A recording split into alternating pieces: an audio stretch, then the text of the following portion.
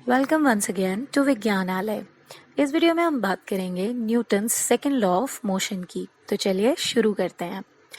अब Newton second law of motion, इसके according क्या होता है, देखो हमने पिछले वीडियो में और हम पहले भी ये पढ़ चुके हैं कि मोमेंटम क्या होता है। ठीक है, कोई भी मूविंग ऑब्जेक्ट है तो उसमें मोमेंटम होगा।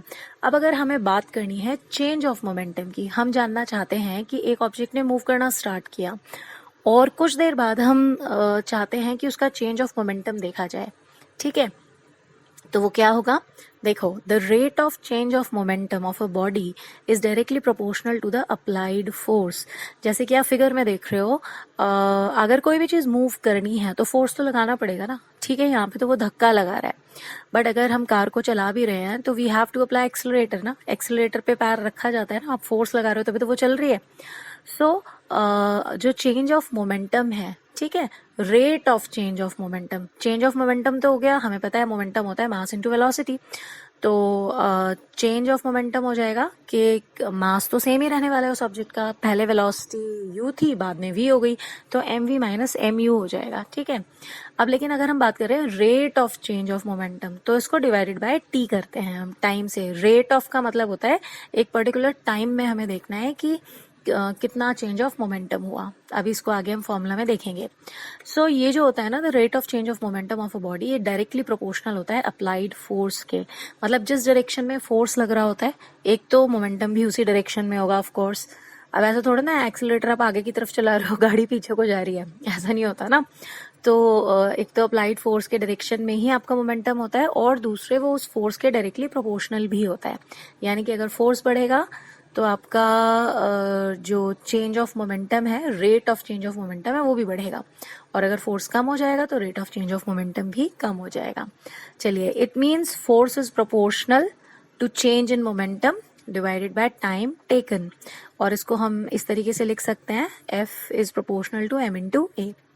If m is mass of an object moving with an initial velocity u, a force F acts on it for the time t and the final velocity becomes v. हम बात कर रहे हैं कि एक ऑब्जेक्ट है जिसका मास m है और इनिशियल वेलोसिटी u है, और एक फोर्स उस पर एक्ट करता है जिसकी उसके बाद उसकी जो फाइनल वेलोसिटी होती है दैट बिकम्स v। तो अब आप बताइए जरा कि मतलब मास तो सेम ही रहेगा ना उसका शुरू से एंड तक, लेकिन अब वेलोसिटी v हो गई है। तो अगर हम उसका देखें कि कितना उसका मोमेंटम होता है, सो दैट वुड बी, देखिए अभी देखते हैं। अब देखो ये F इज इक्वल टू, हमने m इंटू ए तो लिख दिया, मतलब F is directly proportional to m into a. But ये हुआ कैसे, तो वो हम देखते हैं। ठीक है, from second law of motion, second law of motion से हमें पता चलता है, अभी हमने पढ़ा कि rate of change of momentum जो है वो डायरेक्टली प्रोपोर्शनल होता है फोर्स के। ठीक है, it is directly proportional to the force applied. Now this we can write, हम लिख सकते हैं force is directly proportional to rate of change of momentum. अब इसका मतलब हुआ change in momentum divided by time, क्योंकि हमने रेट लगाया है, तो रेट वर्ड जो होता है दैट मीन्स होता है डिवाइडेड बाय टाइम, कितने टाइम में वो चेंज हो रहा है मोमेंटम। ठीक है, अभी भी फिर आएगा वो force is directly proportional to, अब चेंज इन मोमेंटम का मतलब final momentum minus initial momentum और फिर डिवाइडेड बाय टाइम। तो हमें पता है फाइनल मोमेंटम तो हमारा mv है ना, मास तो क्योंकि सेम ही रहेगा ना, एक ऑब्जेक्ट है तो वेलोसिटी उसकी फाइनल v है और इनिशियल वेलोसिटी u है, तो mv माइनस mu और डिवाइडेड बाय t। सो उससे हमें पता चला कि हम इसमें m कॉमन ले सकते हैं, सो m v minus u upon T. अब हमें पता है v minus u upon T क्या होता है, भाई ये तो एक्सेलरेशन होता है।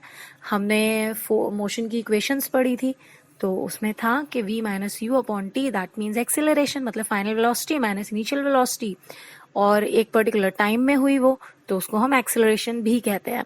सो अब ये जो हमने प्रोपोर्शन का साइन लगाया है, इसको हटाने के लिए, मतलब अब हमें इज इक्वल टू लगाना है, तो इक्वल्स टू जब लगाएंगे तो हमें k लिखना होता है यहाँ पे। ठीक है, k क्या है, कांस्टेंट है, कोई भी वैल्यू हो सकती है ना, कोई भी नंबर होगा। तो दैट इज के, और यहाँ पे उसकी वैल्यू 1 है, तो फिर हम के लगाएं या फिर ना लगाएं, सेकेंड टाइम में हम हटा सकते हैं। So F is equal to k m, और v minus u upon t तो ए है, तो के एम ए हो सकता है, ठीक है। अब k is constant of proportionality and here the value is 1। So अब हमारा एफ क्या निकला, एफ निकला m a, mass into acceleration. Now अगर इसकी यूनिट देखें तो हमें पता है मास की यूनिट होती है kilogram and acceleration is meter per second square, so the unit is kilogram meter per second square, और हम उसको न्यूटन भी बोलते हैं। तो it was about कि what the second law of motion says. It says that force is equal to mass into acceleration. अब इन तीनों में से हमें कोई भी दो चीजें पता हो तो हम एक और जो तीसरी है उसे हम फाइंड आउट कर सकते हैं। अब देखो अगर हम इसको लिखें a is equal to F upon m, ठीक है, सो इसमें हमें पता चल रहा है कि acceleration is directly proportional to force but it is inversely proportional to mass, है ना। आप खुद सोचो ना, कोई चीज जितनी भारी होगी उसको चलाना उतना मुश्किल होगा ना, उसमें एक्सेलरेशन उतना मुश्किल होगा ना, तो यानी कि अगर आप मास बढ़ाते जाओगे तो एक्सेलरेशन क्या होगा, घटता जाएगा, वो कम होता जाएगा। और ऑन द अदर हैंड अगर आप फोर्स बढ़ाओगे तो एक्सेलरेशन तो बढ़ेगा ही of course. So force directly proportional है और mass is inversely proportional to the acceleration. Now one example is here, like to get the wagon to accelerate you have to apply a pull force। इसको हमें खींचना है तो हमें एक पुल देना होगा, हम पुश भी कर सकते हैं वैसे, है ना, but we need to apply a force and if the mass of the wagon increases। अब अगर आप देखो पहले हमने एक वेगन रखा था, अब now we have put 4 wagons, तो मास बढ़ गया लेकिन खींचने वाला तो वही आदमी है ना एक, तो क्या होगा, एक्सेलरेशन कम हो जाएगा। और अगर हमें एक्सेलरेशन उतना ही रखना है तो we'll have to apply more force, तब हमें फोर्स ज्यादा करना पड़ेगा। So acceleration is directly proportional to the force. Now, if force increases, then acceleration will increase and it will decrease if force decreases. If mass increases, then acceleration decreases and vice versa. एक और example है, यहाँ पे देखिए, यहाँ पे ऊपर first में फिगर 1 में 2 इंजन्स हैं, ठीक है, और वो सिर्फ एक ही वेगन को खींच रहे हैं। तो देखो 2 इंजन्स खींच रहे हैं सिंपल एक छोटे से वेगन को, तो यहाँ पे फोर्स तो ज्यादा हो गया ना, लार्ज फोर्स है क्योंकि 2 इंजन्स मिलके खींच रहे हैं, और स्मॉल मास है उन दोनों के कंपैरिजन में, so it would give large acceleration. Same is next में हमने एक इंजन कम कर दिया, तो अब क्या हुआ, लेस फोर्स हो गया, स्मॉल फोर्स, और स्मॉल ही हमारा वेगन मास है, सो लेस एक्सेलरेशन। और सेकंड वाले में मोर फोर्स एंड हमने लेकिन मोर मास भी कर दिया, मास को भी ज्यादा कर दिया। तो भाई अब क्योंकि फोर्स ठीक है ज्यादा किया है बट मास भी तो बढ़ा दिया, तो अगेन लेस एक्सेलरेशन होगा। और नेक्स्ट वाले में मास ज्यादा है और हमने फोर्स को कम कर दिया, तो it will also give small acceleration. So it was about a is equal to F upon m. अब देखो एसआई यूनिट जो होती है फोर्स की, दैट इज न्यूटन। अभी हमने पढ़ाई है पहले, है ना, कि फोर्स की जो ऐसा यूनिट है that is newton and which is denoted by capital N. अब अगर हमसे बात की जाए कि न्यूटन क्या होता है, आप कैसे डिफाइन करोगे व्हाट इज न्यूटन, तो देखो अभी हमने करा ना F is equal to M into ए, तो सिंपल वहीं से हम डेफिनेशन इसकी डिराइव कर सकते हैं और हमें मतलब रटने की जरूरत नहीं है, हमें जस्ट याद रखना है F is equal to M into A, और यहाँ पे एफ न्यूटन है और आगे एम जो है वो केजी है, 1 kg हो गया, और that is acceleration is equal to 1 metre per second square. ठीक है, तो अब हम इसकी डेफिनेशन क्रिएट करते हैं। A newton is a force which when acts on a body of mass 1 kilogram, ठीक है, 1 न्यूटन वो फोर्स है जब वो किसी बॉडी पर एक्ट करता है जिसका वेट 1 किलोग्राम है, मास 1 किलोग्राम है, then it produces an acceleration of 1 meter per second square। तो 1 न्यूटन वो फोर्स हुआ जो किसी ऑब्जेक्ट पे लगता है, मतलब अगर कोई ऑब्जेक्ट 1 किलोग्राम का है, ठीक है, उस पे हम 1 न्यूटन फोर्स लगा रहे हैं, तो उसमें जो एक्सेलरेशन होगा that would be 1 metre per second square.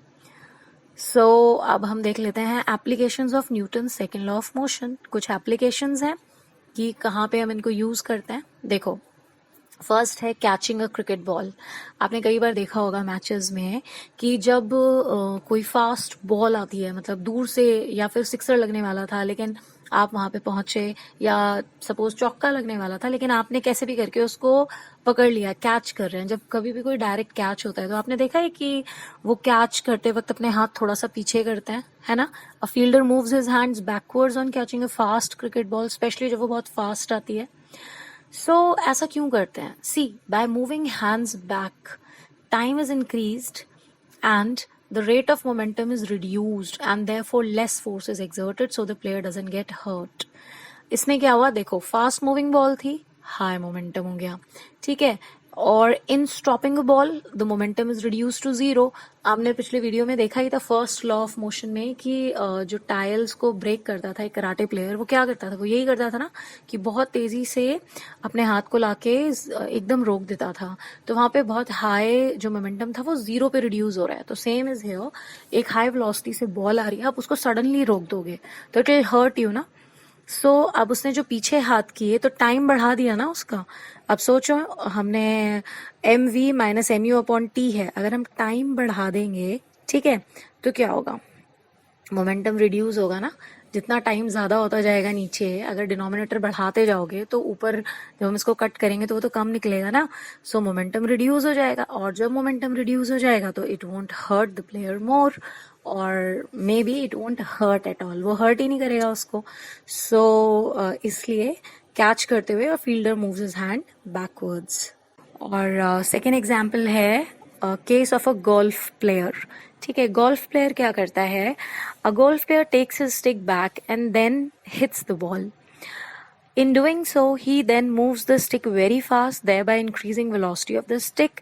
अब यहाँ पे भी कुछ ऐसा ही हो रहा है। यहाँ पे वो क्या कर रहा है कि अपनी ऐसा तो नहीं होता ना कि सीधे वहीं पे रख के वो मार, मतलब उसने सीधे बॉल पे अपनी स्टिक रखी और मार देता है ऐसे। ऐसा नहीं करते, वो जनरली पीछे लेकर जाते हैं पहले अपनी स्टिक को ऊपर, और फिर काफी फास्ट उसको नीचे लेकर आते हैं। सो इस केस में क्या हो रहा है? वेलोसिटी बढ़ा रहे हैं वो अपने स्टिक की, और क्योंकि वेलोसिटी ज़्यादा है और जब वो बॉल को हिट करेंगे तो the momentum will be high, और नाउ इंक्रीज वेलोसिटी मतलब इंक्रीज मोमेंटम, और फिर बॉल गोल्फ होल तक पहुंच जाती है। अब वो तो मतलब टारगेट करने की भी बात है, निशाना सही लगना चाहिए, लेकिन बॉल काफ़ी दूर तक तो जाती है ना, क्योंकि गोल्फ में होल्स बहुत दूर दूर बनाए हुए होते हैं। So it was about a golf player. Now case of a high jumper. अब जो हाई जंप करता है, आपने कभी देखा है कि किसी ने हाई जंप किया और सामने फर्श हो, सीधे फर्श पे फ्लैट उसको आके गिरना हो? ऐसा नहीं होता ना। या मतलब आप कहीं पे भी देख लो कि जब भी अगर हम हाई जंप करते हैं, हाई जंपर को देखते हैं किसी को भी, तो high jumping athlete is provided a cushion और a heap of sand on the ground to fall upon. उसको एक या तो रेत पड़ा होता है वहां पे, है ना, या कुशन जैसा गद्दे पड़े होते हैं। The reason is, see, soft landing site है ना, काफी सॉफ्ट है वो, तो उसको more time to come to stop. देखो जैसे मिट्टी है, अब वो जब उस पे गिरेगा तो धड़ाक से एकदम से नहीं गिरता ना, थोड़ा सा टाइम लगता है उसको। तो टाइम इंक्रीज हो गया, टाइम इंक्रीज हो गया तो वही rate of momentum decreases and the player doesn't get hurt. और इसमें भी यही होता है कि प्लेयर को ज्यादा चोट नहीं लगती। So it was about some of the examples of the momentum, है ना। ये था आपका सेकेंड लॉ ऑफ मोशन। इसके बेसिस पे there are many numericals also. हाँ, एक बात का और ध्यान रखना है कि यहाँ पे अभी हमने एक नया पढ़ा है F = m/a। सही है, सही है, लेकिन अभी जो आपके न्यूमेरिकल्स होंगे ना, उनमें आपकी इक्वेशंस जो थी पहले मोशन की जो हमने पढ़ी थी 3 इक्वेशंस, वो उनके फॉर्मूलाज भी लगेंगे। मतलब आपको ऐसा नहीं है कि सिंपल सिंपल F = m/a ही आएगा। हो सकता है कहीं पे आपको पहले एक्सेलरेशन फाइंड आउट करना हो, है ना, तो वो आप अपने पुराने किसी फॉर्मूला से कर सकते हो, a = v - u/t। तो मतलब यहाँ पे बस ये थोड़ा सा ध्यान रखोगे तो न्यूमेरिकल्स भी इजीली हो जाएंगे।